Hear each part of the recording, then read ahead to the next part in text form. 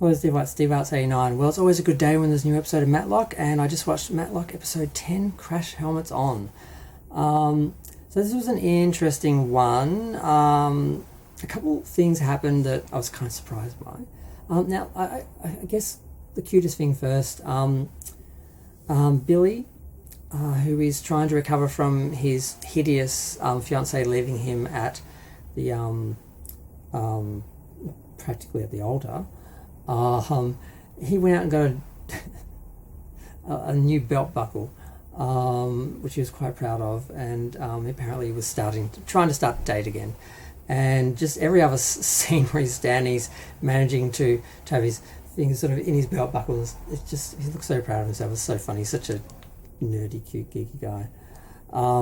So that's happening all through the episode. That's like a running gag. And then the funniest part is one of the better parts of the episode, actually. There's a character who was in an earlier episode, the one who heard the murder of a girl in an alley, and Matlock was interviewing him. He had a really clean apartment, older black guy, and he came back because he needs help because the people in his building were trying to kick him out.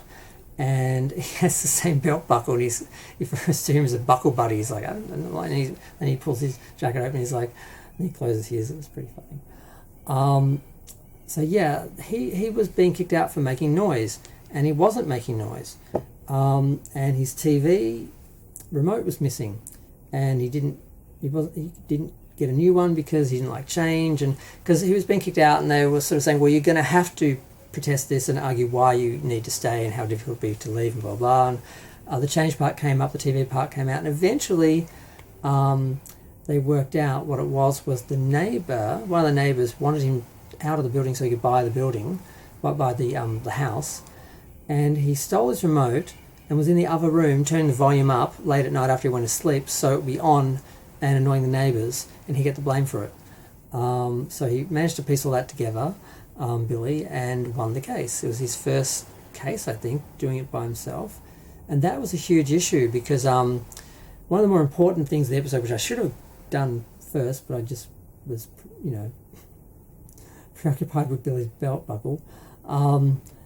The spy pen that was a microphone that Maddie left in one of the offices had been picked up by someone and was travelling all around the office, and they were afraid it was going to be traced back to them. They were trying to get it, and she worked out where it was, and she was just reaching to get it, and Billy grabbed it and threw it in a cup of tea, and they're like, what? And he said, that's a spy pen, that's a microphone in there, that's what that black dot on the top is. And they're like, oh God, no, don't let Billy catch them, because we don't want Billy to find out what she's happening, what she's doing in that. So eventually she gets into his office, and she's swapping the pens over so they can set up Julian to look like Julian used the microphone to spy on Olympia with the divorce and all that.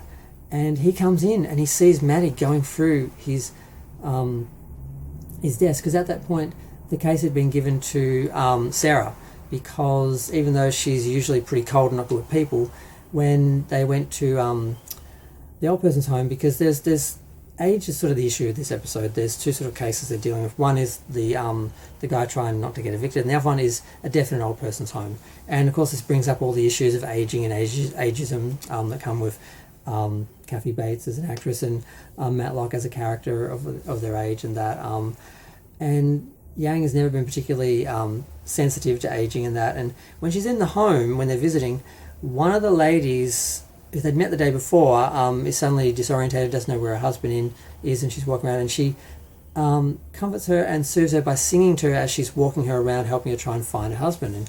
And Matlock realizes, oh, you have had someone with dementia in your life before, and this is how you dealt with them, you know how to handle them. She's like, yes, okay, I think you can do this. I'm going to give the job to you, because it was left up to her to decide who would handle the case. But then, after Billy found her going through his drawers, she had to distract him, so she said, I'm giving the case to you. And then she's like, I was just looking for a post-it to leave a note for you. And so he's all excited. He doesn't even catch what she's done. And he wins the case, and he's good, because who would have worked out the remote control thing? But Yang is like, she's out for blood. She was scary. She was like, she does a lean in and goes, you will regret making an enemy out of me. Because she basically gave her the job and then took it away. And I'm like, that seems like a little bit of an overreaction, a little bit scary, a little bit psychotic actually. I mean, she's obsessed with her career, but that was a level I didn't think that character would go to, and I'm like, this is not good for the team, for the show, and for that character. I think it was a bit too much. But yeah, the other case, it turned out, you know what, just in case someone actually watches this before actually seeing the show, I don't want to ruin it, but an old guy died in a home, and they thought it was something sus, and they found it out to be something, but not what they thought it was, so I'll just leave that there. But Joanna Cassidy did appear as one of the women in the home, the one who was dating the guy who died, and she gave a great performance. It was really, really good. But I just loved it. It was great. The overall story is moving along. The individual stories are all very interesting, and the characters are all very interesting.